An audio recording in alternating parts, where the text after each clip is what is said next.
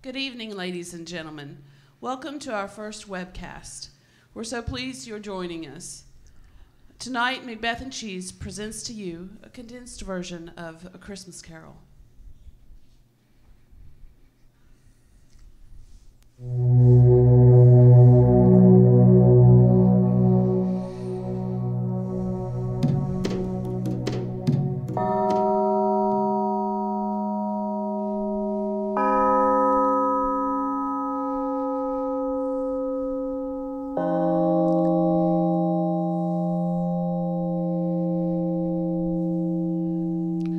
Once upon a Christmas Eve, on a mean and shabby street in London, stood the warehouse of Scrooge and Marley's. Marley was 7 years dead, but Scrooge never bothered to paint out his name. It was a waste of time, paint, and money. Oh, he was a tight-fisted hand at the grindstone, was Ebenezer Scrooge. A squeezing, grasping, clutching, covetous old sinner. A frosty rime upon his head and on his eyebrows and on his wiry chin. And the cold within him iced his office in the dark days. And didn't thaw it out 1 degree at Christmas. A fact that could be attested by Bob Cratchit, his overworked and shivering clerk. And what did Scrooge think of Christmas? Listen. And what do you think you're about to do with that coal shuttle, Mr. Cratchit? Why, well, you see, my stove's gone out, Mr. Scrooge. Well, tell me, Mr. Cratchit, do you like working here? Oh, yes. Yes, indeed. And you have reason for this 15 bob a day, I take it? Oh, yes. You see, there's my wife and Tiny Tim and Belinda and Martha. Yes, well, then I may suggest you forget the fire and get back to your work. Otherwise, you could spend Christmas losing your situation. Yes, sir. Right away, sir. It won't happen again, Mr. Scrooge. Cratchit, find that young man who's Christmas caroling outside my door. Yes, and send him away.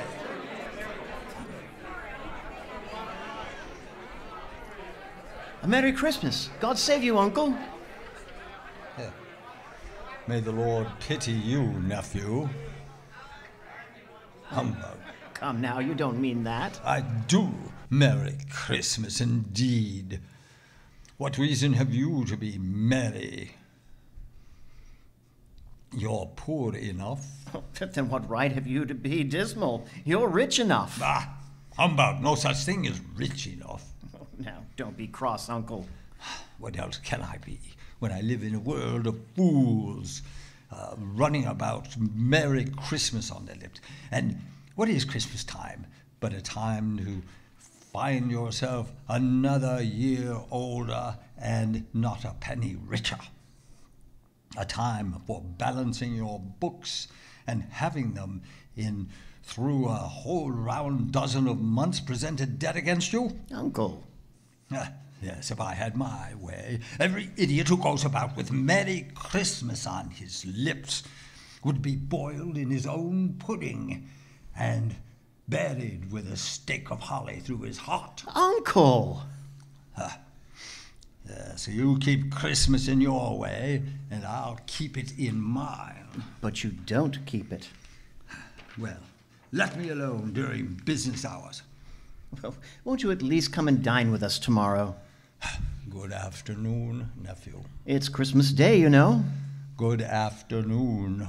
Well, if I don't see you, a Merry Christmas, Uncle. Good afternoon. And a Happy New Year. Good afternoon.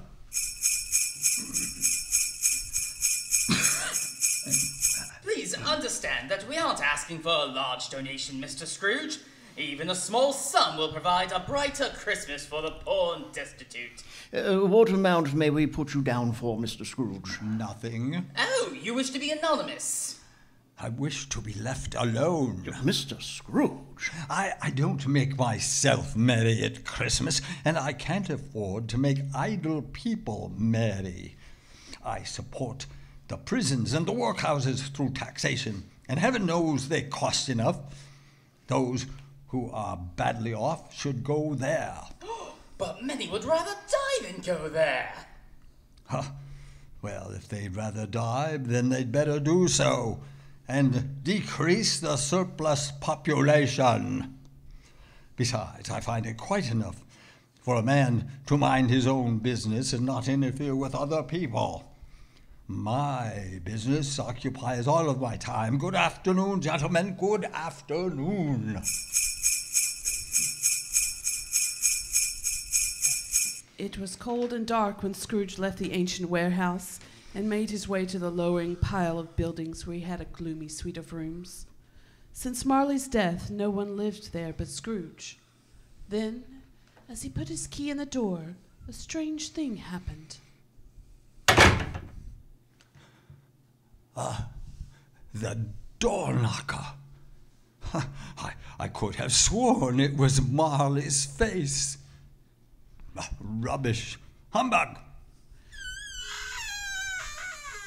Scrooge entered, then locked and double-locked the door behind him.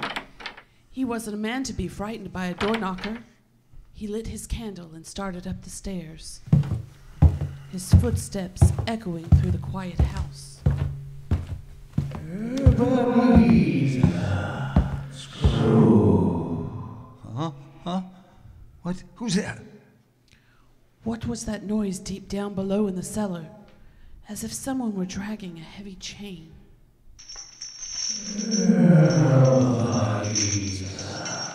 What's that? The sound grew louder on the cellar stairs, rose higher in the empty halls below, then climbed and clattered on the stairs behind Scrooge as he fled. Ah! He closed the door to his room and locked it. Humbug. I don't believe it. Then, as though a part of the fog outside, the ghost of Jacob Marley passed through the door, the locked and closed door. Oh no. Ebenezer. Who are you? In life, I was your father, Jacob Marley. What do you want? Much, oh, much. Begone, I don't believe in you. Why do you doubt us? Because little things affect them. A very slight disorder of the senses make them cheat. Why, you might be an undigested bit of beef, a bit of mustard, a crumb of cheese, or a fragment of underdone potato. There is more of gravy than of grave about you. Oh, don't do that, I beg of you. Oh, man, world, do you believe in or not? I do. I do. If it makes you happy, I definitely do. But why do you walk this earth? And why do you come to me? It is required of every man that the spirit within him should go above the men. Yes, Jacob. And if that spirit goes not forth in life, it is condemned to do so after death. But why must you wear that heavy chain?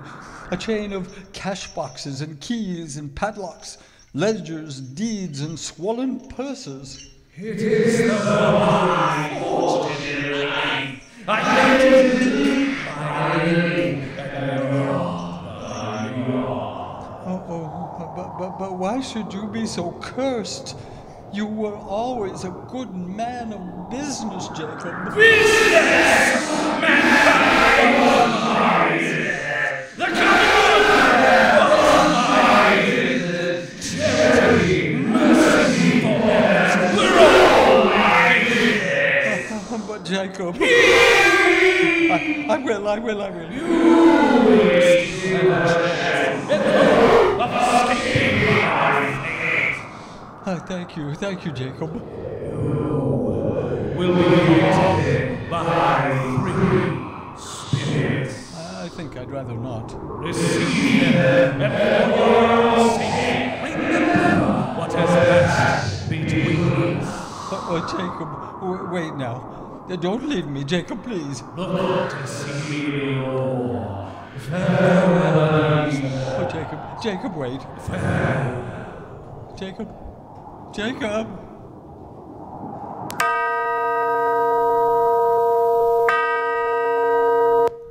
Ebenezer Scrooge. Who are you? I am the ghost of Christmas past. Rise and walk with me. Walk? In these slippers, my dressing gown, nightcap? Come, we leave by the window. No. It's all very well for you, spirits, but I think I'd rather take the door. Bear but a touch of my hand to rest on your heart, and you should be upheld in more than this. Come, Ebenezer. Look, just below us, Ebenezer Scrooge. Do you know that place? Yes, of course. I was a boy here. You see, that's my old school with the cupola and the bell hanging in it. An ugly, lifeless place. It was Christmas Day, and all the boys have gone home for the holidays. All? Who is that lonely child left behind, and chiding those tears by the schoolmaster? I was that child, Spirit. And now, Master Ebenezer, no tears if you please. There's nothing more degrading than self-pity. Besides, Christmas isn't all that important. A very wise man, the schoolmaster. Don't you agree, Ebenezer? Of course I don't agree. Why, Christmas was very important to a child of that age. Oh, Spirit. Oh, that poor boy. I wish... Oh, well, too late now. What is it? Nothing much. But there was a boy singing a Christmas carol outside my warehouse. I wish I'd given him something, that's all. Yes. Come, let's see another Christmas.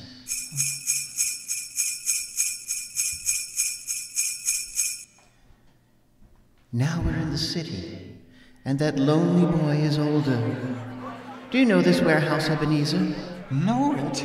Why, of course I know it. I was an apprentice here. Were you happy? Oh, yes. I was very happy, Spirit. My employer was a kind man, and yet... bless his heart, there he is. It's old Fezziwig, it's alive again. Ho, ho, ho! Yo-ho, lads! No more work tonight. Christmas Eve, Dick. Christmas Eve, Ebenezer. We're having a party! A party, Mr. Fezziwig? And he's a fiddler already. Clear away, lads. Clear away. Yes, sir. Come, Mr. Fiddler, and nimble your fingers and give us something for dancing with plenty of life in it. Christmas Eve, you know, the best time of year. God bless us! A very simple and foolish man, old Fezziwig. Nonsense, Spirit. Why, he was one of the greatest men in life. Indeed. I only wish... Yes? Nothing. I was just thinking of my own clerk, Bob Cratchit. Really? My time grows short. Prepare yourself to meet the spirit of Christmas present. Spirit?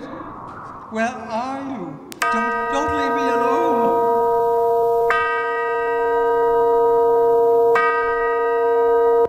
Don't be afraid, Ebenezer Scrooge. Behold in me the spirit of Christmas present. Spirit.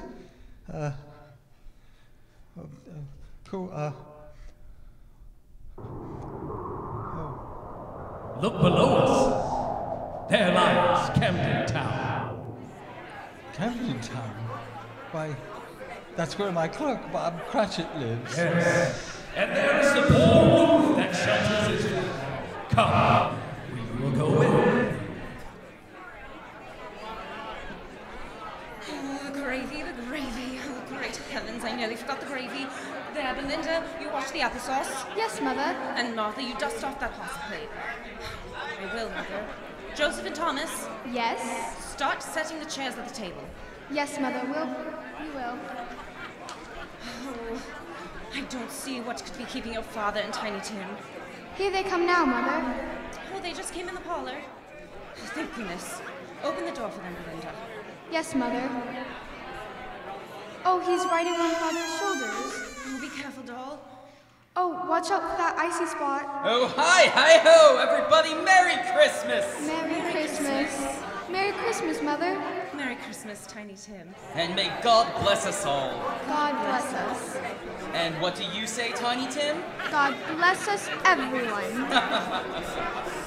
And now there you come. There you are. Joseph, Tommy, take him off and get his hands clean for dinner. Come on, Tiny Tim. Wait till you see what we have in the oven. There's never such a bird.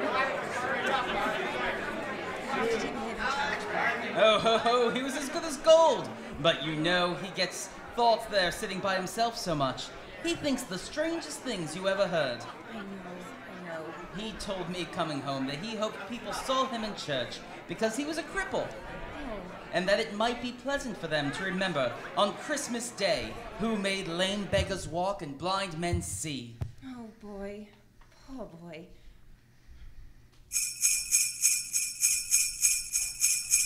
Why are there tears in your eyes, Ebenezer Scrooge? Cratchit never told me the boy was lame. He is worn in irons and carried them in a lunch since he can remember. But my heart tells him, goodbye, Ebenezer. Wait, please. Tell me this before you leave. Yes. Will Tiny Tim live?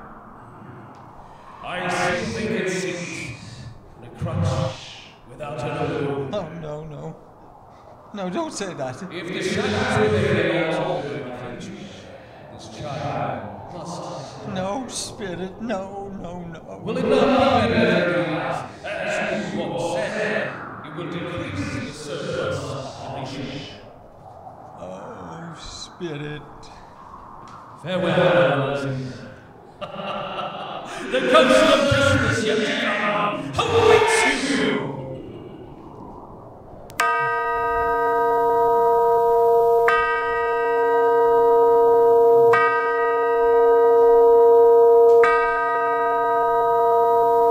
Where am I?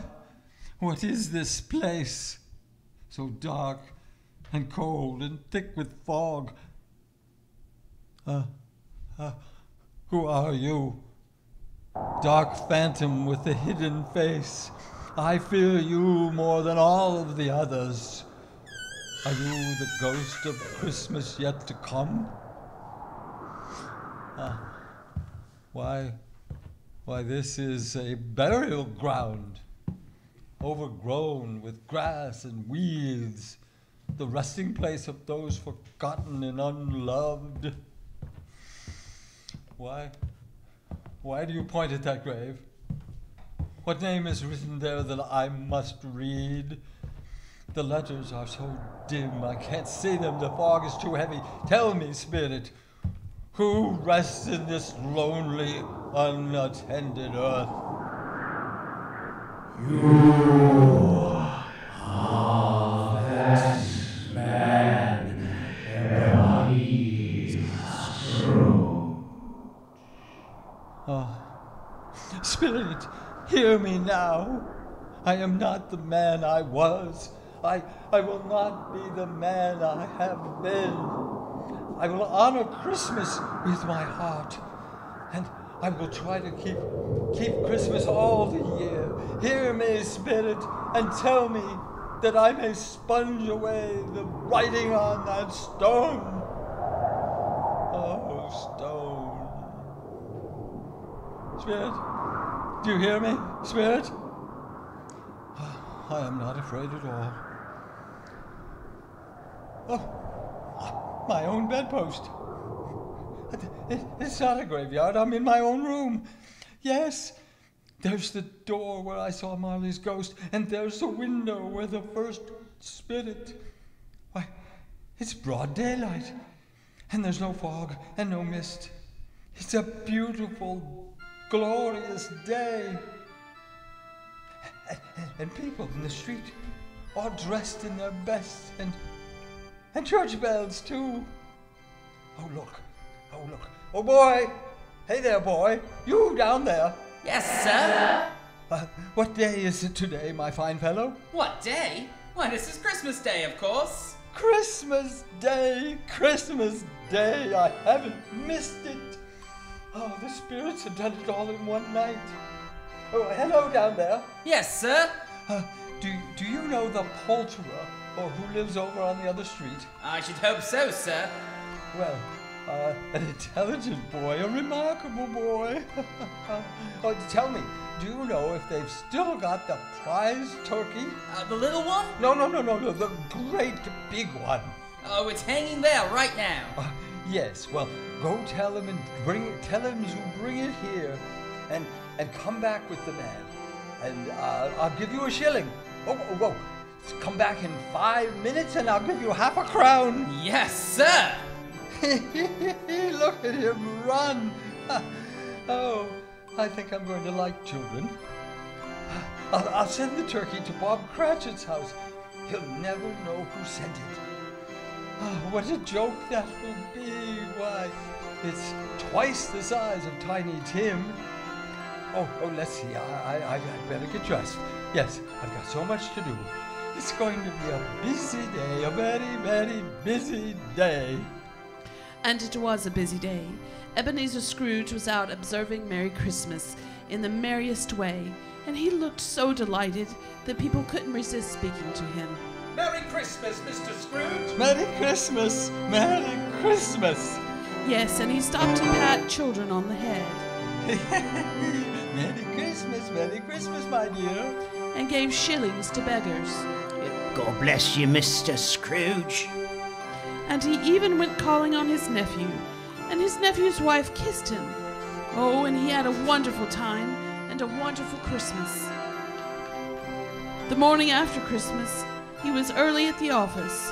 Scrooge wanted to be there first, and he wanted to catch Bob Cratchit coming in late.